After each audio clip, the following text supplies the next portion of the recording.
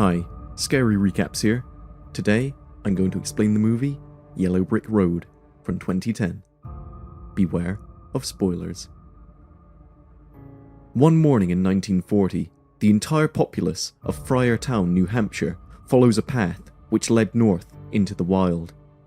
Later, some of the residents were found frozen to death, while others were savagely slaughtered. Most of them, however, were never found at all. Amidst the records of this strange case is an audio recording of the sole survivor. As it is heard, the man questioned by the police is in great pain. He says that he had to walk back from the path, leaving the rest to die. He also mentions that he heard something, but then the recording ends abruptly. Teddy Barnes, along with his wife, Melissa Barnes, and psychologist Walter, are searching for that mysterious trail in order to film a documentary and write a book about the inexplicable event in Friar. Teddy receives a dossier full of files and photos about Friar from an employee at a mental institution. Later that night, he informs Melissa and Walter that they have what they need to find the trail. Enlisting the help of sibling cartographers Daryl and Erin Luger, forest expert Cy, and intern Jill, the group prepares to go to Friar. Retrieving the coordinates of the trail, the film crew arrives at a movie theater. Annoyed by the behavior of the man at the cashier, the group exits the theater. Teddy, however, buys a ticket and goes inside to speak to a young local woman named Liv, who works there. Liv asks to join them on their trip, and even though Teddy is reluctant at first, he eventually lets her come. The group journeys now through the woods in search of the Yellow Brick Road, as Liv calls it. Walter records the members of the expedition in order to assess their mental state.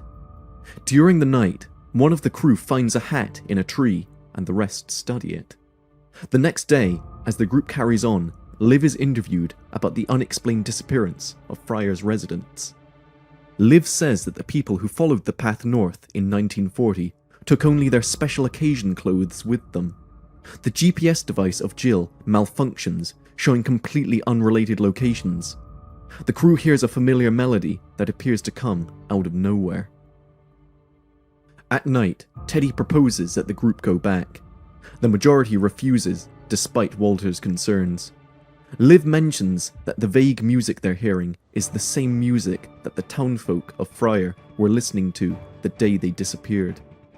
As the crew moves further on, the music grows louder and starts to affect them.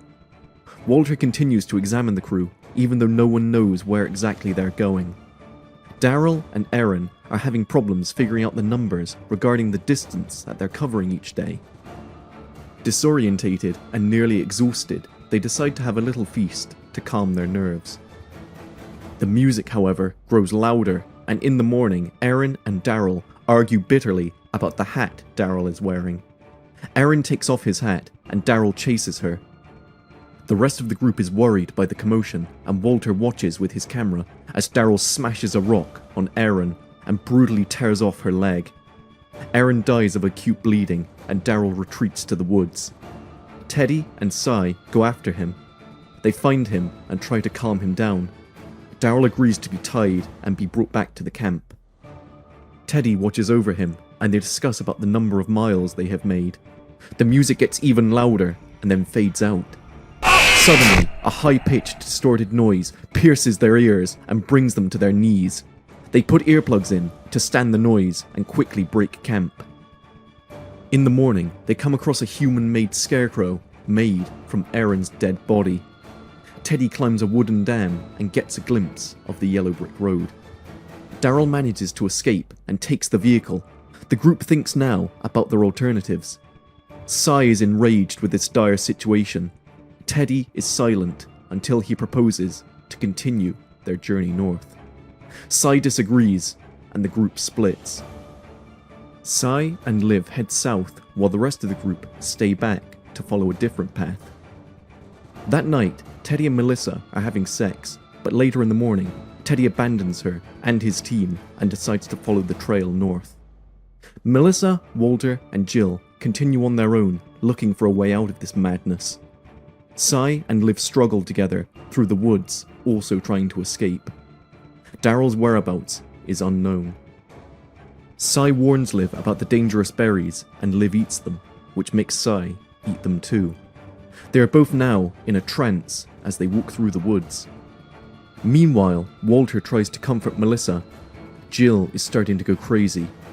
Dazed and tired, Liv and Sai keep on. Walter, Melissa, and Jill share candy together, but Jill eats them all while the others are asleep. The next morning, Walter and Melissa find out about her gluttony and decide not to speak to her. Jill apologizes, but they don't heed her pleas. Feeling so remorseful about her deed, she jumps off a cliff and dies. Melissa tries in vain to contact Teddy. Walter and Melissa have a moment together. Sai intimidates Liv, saying that he will get dangerous and might do her harm. He asks her to kill him. Liv ties him up and leaves, only to come back after a short while and break his neck. Walter slices his wrists and kills himself.